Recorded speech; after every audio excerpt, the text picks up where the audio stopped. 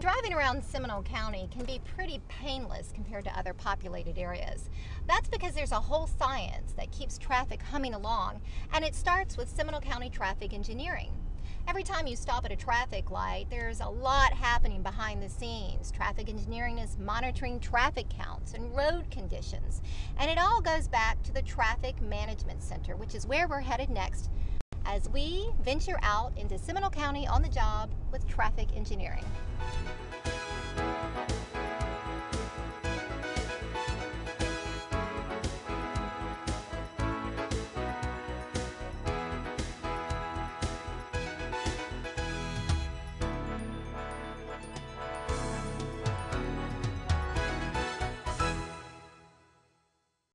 The Management Center is located here at the Seminole County Public Safety Complex inside the County Emergency Operations Center. We're going to go in and meet Melanie Barrington. She's the division manager who has given us the green light to spend the day on the job with a few of our employees and learn a lot more about what goes on behind the scenes. So let's head on inside and take a look.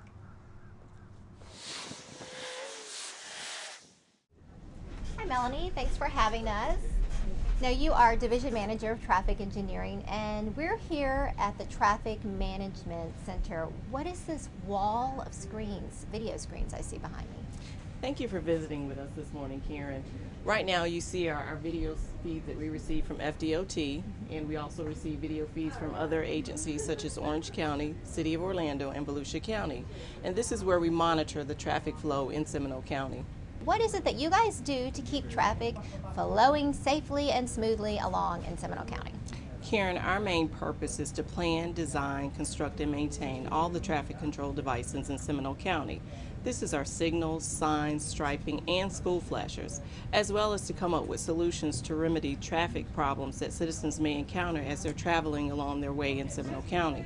Thanks, Melanie. Okay, well, I think we are ready to head out with some employees of traffic engineering to get to the guts and the brains of the traffic system. And it all starts with good technology and great planning. Let's go. So up next, we're going to meet the guy that can literally stop traffic for us.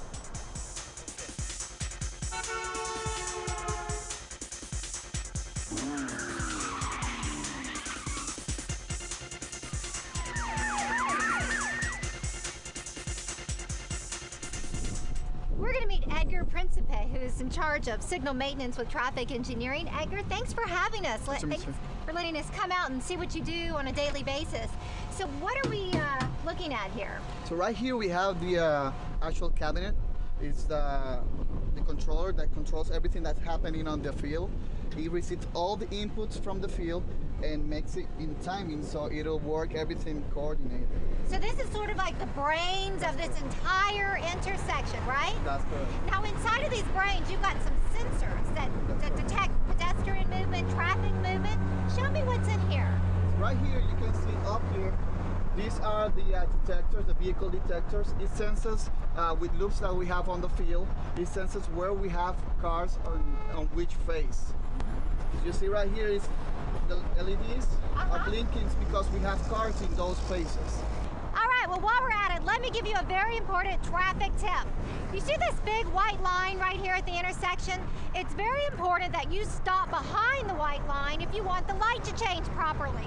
The reason being is these sensors in the road can pick up that you're standing here waiting for the light to change. If you go beyond that white line, it has no idea, and you'll be waiting and waiting and waiting for the light to go from red to green.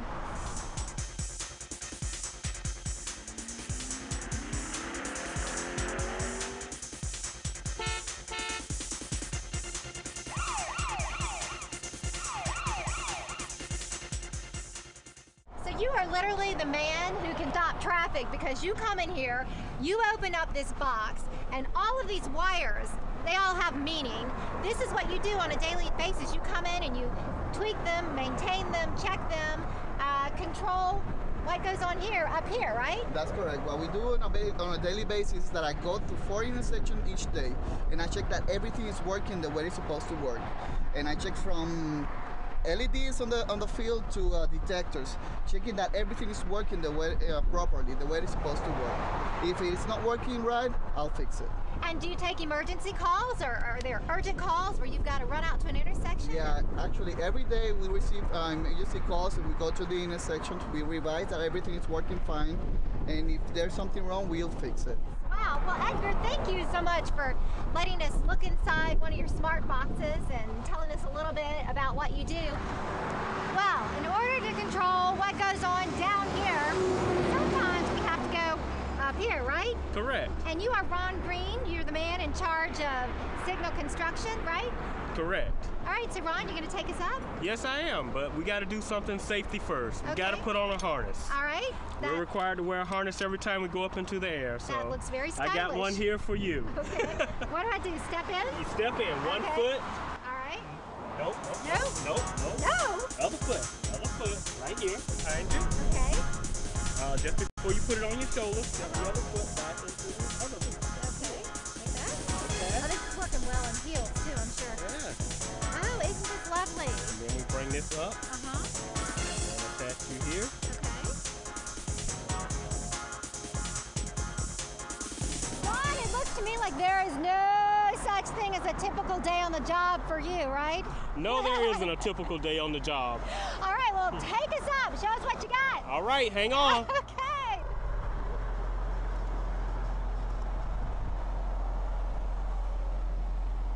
I have never, ever been this close to a traffic light. This is a first for me. Oh, and look at this. Is that the... This is the Opticon detector Okay. head, which is a 722 head.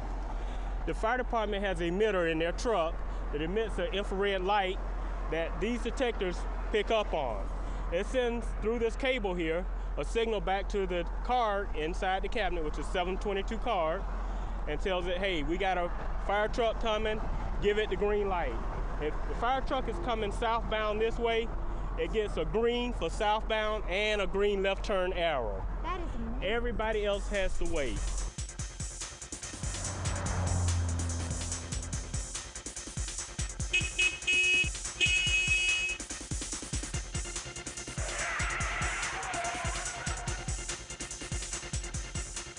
Now, I am up close and personal with a traffic light, and you said something very interesting to me, that the traffic lights are actually part of the county's overall system to go green. Tell me about these. Yes, these are LED lights. I'm going to slide the lift over here so we can get a better look at it.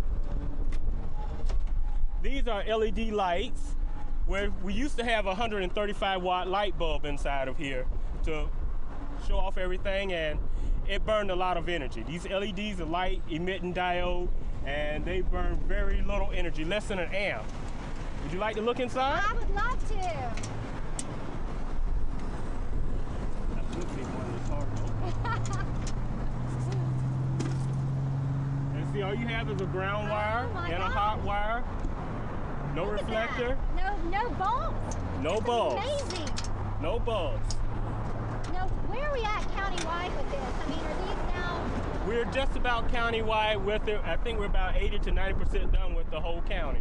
So part of your job is to build these systems, correct? Yes, build them, wire them up, and we also inspect them. Whenever we have a contractor to come out and install a new intersection, we go out, we inspect the whole intersection, make sure it's up to county code before we accept maintenance on that Well, intersection. tell me a little bit about your job. What do you do on a daily basis? Daily basis, we go out, we service these in case one blows or something, which we consider a trouble call. We go out, we maintain, do maintenance on all of them, make sure they're all working properly. Not only these, but we have the illuminated street IDs. If you look behind us here, the sign that says Lake Minnie. Right. Right there, we have to make sure that they're working all the time. Okay. The light on the pole that's going straight up, that's Right. pointing down over the cabin, we make sure they're all working Right. at all times.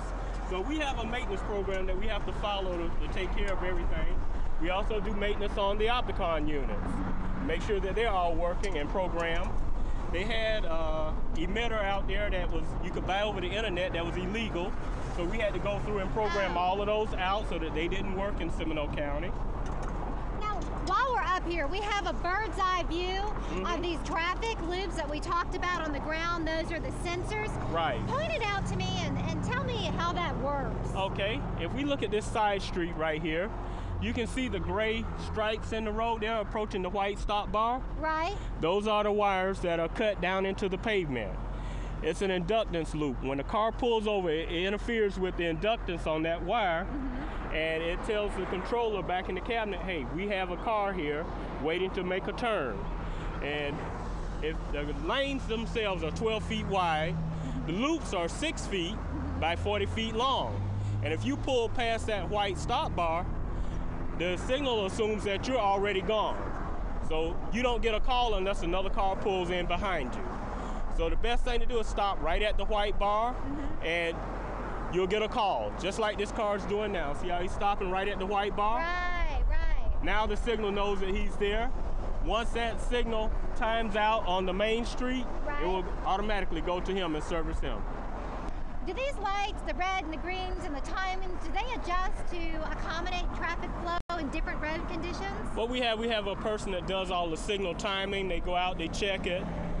They're during the peak hours of traffic and during the low hours, and they'll basically how much traffic is out here, and they adjust the times just to that.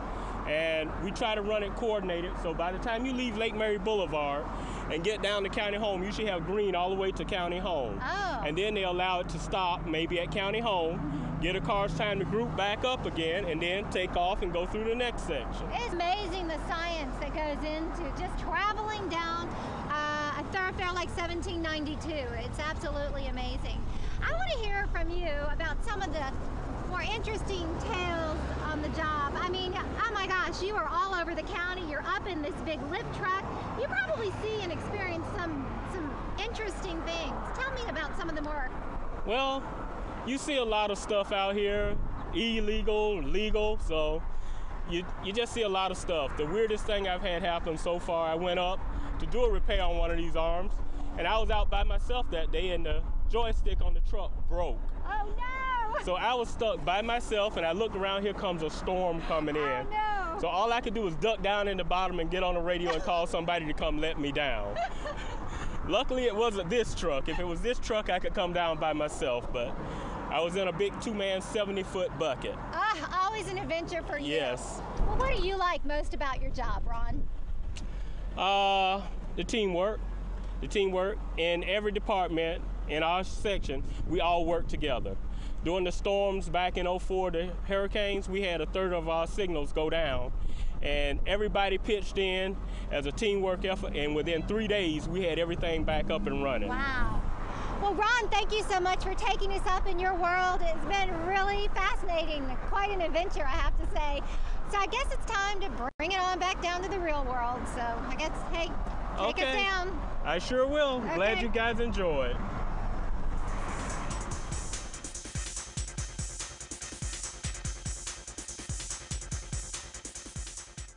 Hi there. So you are David Munez, employee with Traffic Engineering. Hi, Karen. What do you do?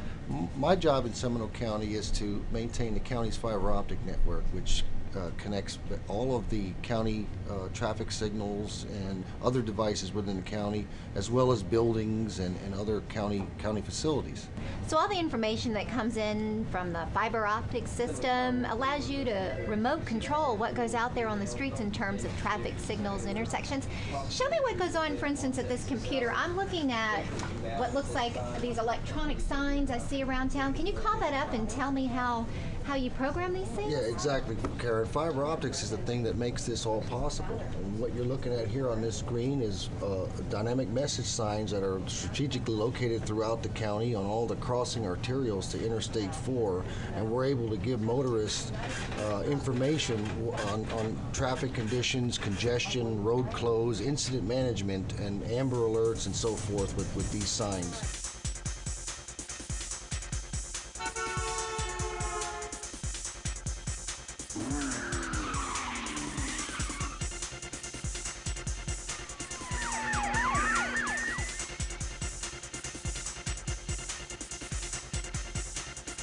We're also able to, if we see congestion, we're able to make timing adjustments on the fly to the traffic signals. And not only are we able to communicate with the traffic signals and monitor them, but if there's an incident or one of the lights goes on flash or there's a problem with the traffic signal, it will actually call us and let us know that there's something wrong, and we can send a technician out there, versus the old method, which was to wait for somebody to report it, whether it's law enforcement or a citizen driving by. That is amazing. So really, traffic, you don't skip a beat. As soon as there is a kink in traffic flow, a condition on the roadway, you guys can respond right here without leaving the building. In many instances, we know there's a problem before anybody else does, and we can send the appropriate people out there to make the correction. And again, all this information comes through an extensive fiber optic system. There's a server room here, right? Where Yes. there's kind of the heart and soul of the fiber optic system. Can we see it? It's the nuts and bolts of the fiber network. You want to go back and take a look? I would love to see it. Let's do it. All right, cool. Let's go. All right, so how's this for access? This is a secure area, and we get to go inside behind the scenes, but get ready because it is going to be loud. So, Dave, this is the server room. I see wires coming at me in every direction. What is all this? Well, this is the nuts and bolts of the system, and this is the benefit of running our large fiber optic network, not only for the traffic signals, but for the county in general, because we save thousands in reoccurring phone costs by running our own network. We tie together the courthouses, tag offices, fire stations. We lease fiber to the school board, the community college, so it saves thousands in reoccurring phone costs from local carriers such as the phone company and the cable company. It's amazing, just the architecture here. I'm looking at all these different colored cables, which obviously there's some structure and meaning to all of this, Yes. but it is mind-boggling. It takes a really, really smart guy to run this, and that must be you. You got it, Karen. You got it.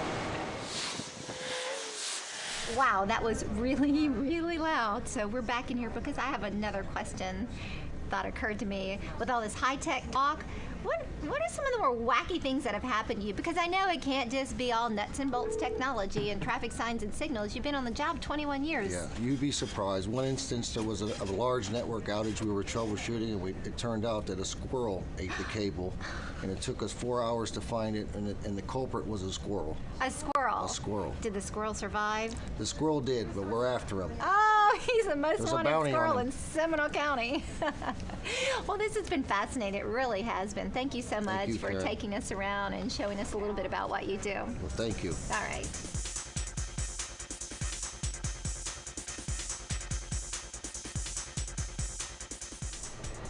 Hey, check this out. It's a speed limit sign, and it's brand spanking new. Now, don't worry, I didn't rip it off some street post around town. It actually came from right here, a sign fabrication shop. Come on in, and I'll show you how it's done. Hi there. So you're Darren Worthy, right? I am. You're the sign man. I'm the sign man. Tell me what you do here. We fabricate street signs, and we install street signs, and we maintain them, and clean and trim, and you name it, we do it. Well, it sounds like a big job making signs for all of Seminole County. How many do you average in a day? In a day, between 50 to 100. That's a lot. That is a lot. You must be pretty quick and pretty good. Technology is helping us out a lot. Yeah, well, it used to be in the olden days, you said it took a lot longer to make a sign. It used to take a very long time. We had to actually put them in like an oven type of deal and bake them. Oh, wow. And when they got cool enough where we could touch them, we'd trim them up and then have somebody else adhere letters to them and a border and everything else. It took a very long time. Now, there's some sort of universal look that these signs have. There are codes and rules and regulations Correct. that you have to follow. So where do you get your sign guidelines or your sign recipe? It comes from a book called the MUTCD, which is the Manual on Uniform Traffic Control Devices. And there are set standards. Everything has to be a specific size or it's not enforceable. And colors, I imagine? Colors as well, regulatories, warning signs, construction signs, you name it. Now, behind me, I'm looking at a work order. These are signs you just built. You're going to go out and install. That's correct. Well, I want to take a look at those. Sure. Show me some of your handiwork. Okay, this is the speed limit. It's a standard size. It's a 24 by 30. Right, that's the one I was holding up, Yep. right? And yeah. it's the engineered rate. It's what the signs are in general. The county is now going to a high intensity sign, Okay. which is the one right here, Oh, yeah. and it's a lot brighter. Wow. Yeah. And it also comes into effect on roads that have poor lighting. Once your headlights catch this, it stands out a lot more. yeah, so. you can see with these little reflector dots. What am I Yep. looking at? They're little diamond patterns, and that's just I think this was from 3M, that That's the new standard. It reflects the light better. Now, what is this made of? What kind of metal or material? This is aluminum. Aluminum? Yep. It's all signs? All signs are aluminum. Okay. And do you recycle in the county? We do recycle. Okay, how's that work? You actually go around and collect the old signs? When we're done, we come back to the shop with everything that's damaged, and we throw them in 2 bins out front. There's a aluminum bin and a steel bin, because the posts that we put these on are steel. Oh, okay. So. Okay, and what else do we have here? We've got some bright yellow signs. These are, by the way, are regulatory signs. Okay. Regulatory means that there's a law that governs them. If you do faster than 30, you can get a ticket. Yes, you can. So warning signs are just to advise drivers okay. of a condition, and as you can see here, we have a school bus stop ahead. School bus stop ahead. It is also a high intensity, but that's letting the driver know that somewhere along this road where they're traveling, a bus will be stopping to pick up kids. The goal in the county is to eventually replace all signs with a high intensity, correct, highly reflective highly signage. Reflective, yes. Very cool. Well, you know what? I want to see how this is done. So, shall I say, show me a sign? We can do that. Okay.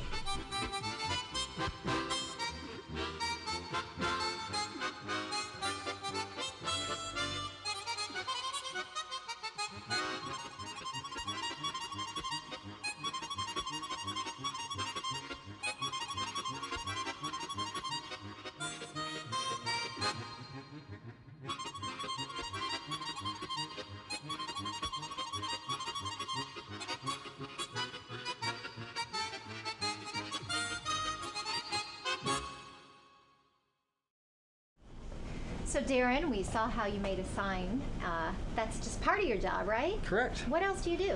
Well, I'm going to load these signs up and we're going to put them on my truck, and then we'll drive to a destination and get them installed. Okay, so while you're loading up these signs, I want to kind of pick your brains. Okay. Because I'm sure you, 18 years on the job, correct, have been to all ends of the county and seen many things. You got any stories for us? I've got a good one. Because of the soil down here, the signs lean quite a bit. Yeah. And some citizens have come up with some creative ways to keep them straight. Went out to dig a sign up that was leaning and found a bowling ball stuck in the ground to hold it on. A bowling ball. Well, that was definitely very resourceful. That was the first time and the only time so far. So, yeah, bowling ball. Oh, gosh, the guy sacrificed his bowling ball to keep the sign in. That's correct. Well, thank you. This has been really, really interesting. We're going to follow you on out and stop by, the signal fabrication the area? traffic warehouse. Okay, perfect. Let's do it. All righty. Well, there's a signal fabrication warehouse located right next door to the sign shop. So while we're here, we thought we'd pop back in and see Ron again. How you Good doing? To see you. Good Can't seeing get you. enough of us. Yes. Well, I thought we'd see him at work. You know, he talked about when we were up in the lift truck that he builds traffic signals, and so I thought, hey, why not have him build us a traffic light? What do you think? Hey, it can be done. All right. Well, let's see. Got one right here. Okay. What I'm doing, I'm getting ready to install a red LED arrow into it. Okay. And it'll have everything with LEDs, like we talked about earlier with the LEDs emitting less energy, consuming less energy than a bulb. Right. So this is part of it also. How long does it take you to build one of these? Doesn't take long, about an hour at the most. Okay. Now, you've got a lot of intersections in Seminole County that you're responsible for. Give me some numbers. That's correct. We have about 360 intersections. Wow. Signalized intersections that we maintain.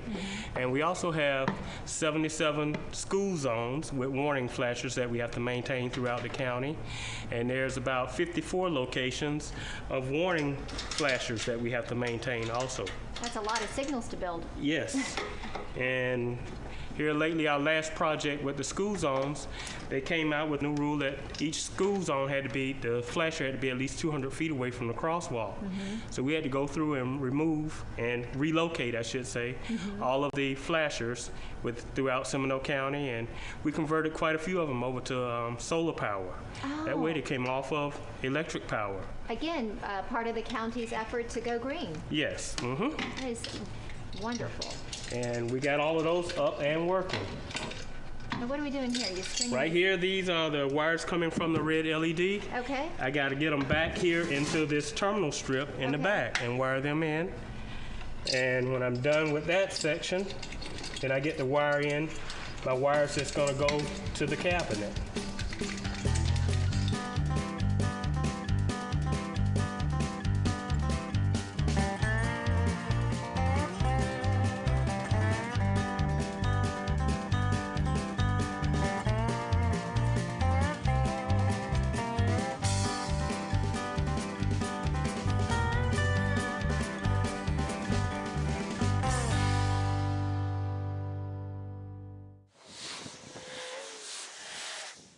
Hi, Melanie. We're back again. Have a few more questions, so I thought I'd pull up a chair and pick your brains a bit more. After being out all day with some of the employees of traffic engineering, some thoughts occurred to me. Number one, when we were at these intersections, the signs, the blinking lights, the traffic lights, how do you determine where to put a signal, where to put a light? Karen, a lot of that's determined by crashes in the area. We typically do an analysis of intersections to determine where our high crash intersections are. And basically, we'll do a traffic study. For traffic signals, we do a traffic study that's determined by the Federal Highway Administration. They give us those guidelines, and we look at those guidelines and we determine where a traffic signal should be installed. Well, what about the speed limits? How do you determine what to post and where in terms of how fast you can drive, how slow you have to go? Some of that's determined by the design characteristics of the roadway. Other things are determined by traffic studies. We also look at the crashes in the area because we don't want an area that has a significant number of crashes to have a speed limit that's set too high or that's unsafe for traveling conditions. So we look at everything, and also engineering judgment goes into that as well. This has been fascinating today, learning about the whole science of traffic engineering. It is so much more than paving a road and sticking up a stop sign. And I don't think day to day as we drive around town we realize the amount of effort and the technology and the expertise that go into keeping our roadways efficient and safe. So thank you so much for having us. It's been a blast. And hey, next time I'm tooling around town, I'm going to be thinking of you guys. Thank you, Karen. Well, as I head home from my day on the job with Seminole County Traffic Engineering, I got to tell you, I have a new appreciation for all the hard work that goes into helping people like me get around safely and efficiently. Well, that's our show for now. Thanks for coming along, and we hope to see you again next time.